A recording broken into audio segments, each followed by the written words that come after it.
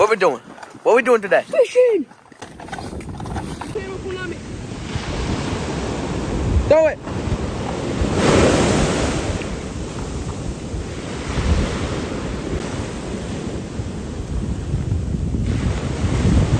Give it out here. So what we got for the rod? Ruby sandstone, 9 foot. Then what we got for the reel? No, you got that Tsunami Salt X 4,000 size. Now what we using for bait today? We got the Tsunami tackle, holographic sand eel. Been working very good in the surf lately. Then Staal, Grumpy's tackle sandstone. Tsunami Salt X. Initial impressions. Literally the bestest alcohol. So high quality is literally the best.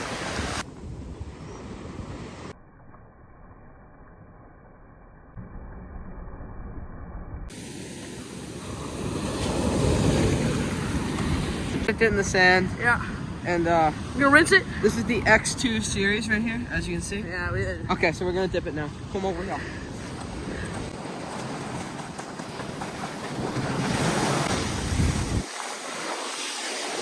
Now we're gonna give it a cast.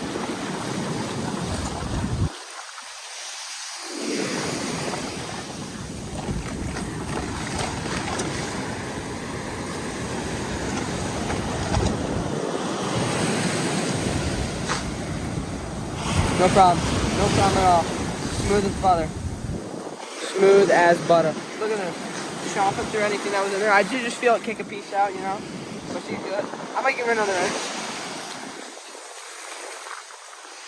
She's good. Let's go. Danny. So, we stuffed them in the water in the sand, and what, anything to report? I definitely noticed some crunching sounds when I was reeling. The drag, you could definitely hear it. It sounds like it's just kicking it right out though. It didn't have much trouble just getting it out there. Definitely not like other regular reels that aren't sealed, just kicks it right out. It is more closed than the Van Staal, so it does have a little bit more trouble kicking it out, but it kicks it right out once it wants to. But it did pretty good. I put the Van Staal underwater in the sand, and I washed it out when I put it in the sand.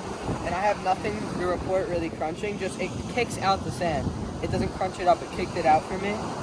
And this is the first day with it, and I had nothing to no negatives about it. I love it, you know, it's great to have something that just doesn't get affected. It's both of my first times going from a reel that has a bail to bailless, and honestly, it took me like maybe 10 minutes to get used to it.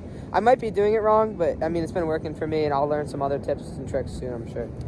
I feel the same way. It took me maybe 5-10 minutes to get really used to it. It's pretty easy. Cast nicely. Honestly, I like it. It takes away a component that could get sand in it. It just leaves less room to fail. Yeah. And I don't notice the wobble at all. I had to reweight it. Obviously, the Salt X comes with a bailless kit, so it comes with a bail on it. And at home, you take it off and put on your own kit, so it gives you a counterweight and a counterweight on the inside. Haven't noticed. Maybe in the beginning when I first had it off the rod, I've noticed a little wobble. Once it's on the rod, you don't notice it pretty much at all. It doesn't give me any problems. Yeah, and mine didn't come in a bail, came bailless. I'm sure you can buy one, I'm pretty sure you can. But no wobble, I mean, it's been steady. I love it. And what's the weight? You said it comes with extra weight? Yeah, this is a weight on the side. Normally this would be a bearing right here for the bail to click. Yeah. There's a weight right here to balance it, and there's a weight under the spool that you'll see when we take it apart later. Show you how the sand did. I'm guessing this is weight right here too. But yeah, pretty good. Alright, so first up we got the Salt X spool.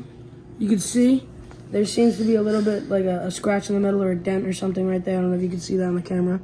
There's like a speck of sand maybe. I'll wipe that out. We only gave them a quick rinse in the sink. We didn't do much at all really. There's like maybe 2-3 specks of sand on there. Nothing much at all. Seems pretty good to me on the outside. Coming on the inside of the spool. I don't know if that's metal shavings from maybe it wearing in, that's our guess. But it would be really bad if that was shavings from the sand grinding. But I don't think that the shavings would be that fine from just a little bit of sand grinding. I think it's just wearing in, Yeah, hopefully. It might not even be that. It might be a type of lube or something. I don't see any sand in here pretty much in this part. It's just some water. And there's really That's nothing in here erased. either. Really nothing. Up here, I don't even see like a speck, honestly. Just those are water droplets. They're showing up on camera, look like sand, but it's just water. really nothing in there. Nothing. Pretty good though. Let's check. Now you've used this three times. 3 times. This is my first time really dunking it in the surf. Yeah. Nothing up here. Nothing good with the power handle. Spin it. Look good. All right, let's take a listen when we spin it. Sounds fine to me. Let's check the balance and the wobble. This is our balance wobble test. Look, put the camera in it. Ready?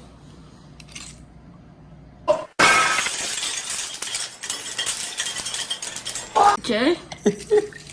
Well, I guess that's really similar. I did not really. I think it's kicking it out. I can't. Thing that comes in it, amen.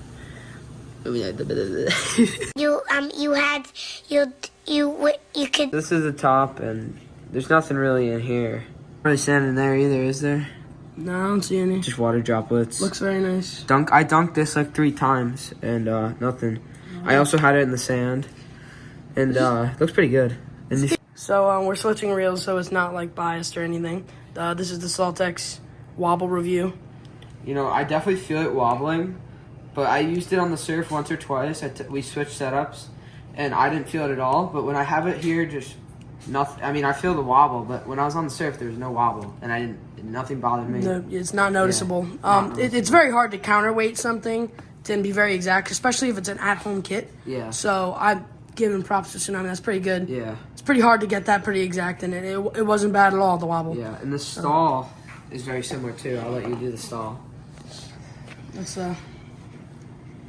yeah, no, I could definitely feel it. That was a little dramatic there. I wasn't trying to kick it, but no, you could definitely feel it. But I honestly feel it like it's a little better at balancing than this. Yeah. But then again, the company It comes itself, balanced. Yeah. It comes pre-balanced by the company, tested. Then again, we both switched setups. Didn't notice it at all on the surf, literally at all. So yeah, that's our opinions on the bailless balance. The Tsunami Salt X that I got is in black. They're both the same price. They have silver and they have black. They have the size 4,000 and a size 6,000. They're both bigger than like an actual 4,000, like on a regular reel, or in a 6,000 on a regular reel. For $299, that's pretty much the flat rate. I've checked in multiple places. That's pretty much it. It's just a fraction of the price of the Van Staal. You get similar attributes. The Van Staal obviously does a little bit better at the sand job, maybe.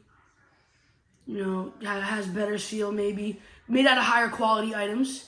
But for a fraction of the price, I'm willing to sacrifice a few, features that the Van Staal has. What do you think, Brian? The Van Staal maybe might have some more quality parts as to the Salt X having some cheaper parts. And I honestly think that's it. I mean, what braid were you running? You have 30-pound power. 30 pound? Yep, same. So we're running the same line. Same line, Yep. same rod. Yep, same rod. Very similar. They're both reels performed awesome, and I think that they're both good reels. But It's just about what's your price range. What's your price range and what you're willing to sacrifice. Yeah. But they're both great options. I will say that. Yeah, and I guess that's pretty much. It has more drag power. I It's did 50 notice pounds of that drag. 50 pounds of drag, and there was 32 on the Salt X, and it seemed like There's 32 on the Salt Van X. Staal. There's 32 on the Van Staal, 50 on the Salt X. But it seemed like the Van Staal was bigger too. It was and the bigger, yeah. Salt X is a little lighter. Yeah. So it's also, if some people look for, if they're casting all day, you don't want to tire out your arm, that's something to look forward to. Yeah. Overall, very high quality. I didn't have any problems with the paint. I thought I would maybe have some problems with the black paint, but I didn't have any problems today. We'll probably do another update video in like a few months or a year or something. Once we used it a lot, Put it through some stuff. Yeah. And I want to do a video on, really horsing in some big fish on this thing. Yeah. Like big fish. Definitely. And test out the drag power I'm and interested everything. to see how they both perform. Mm-hmm. Honestly, no fish today.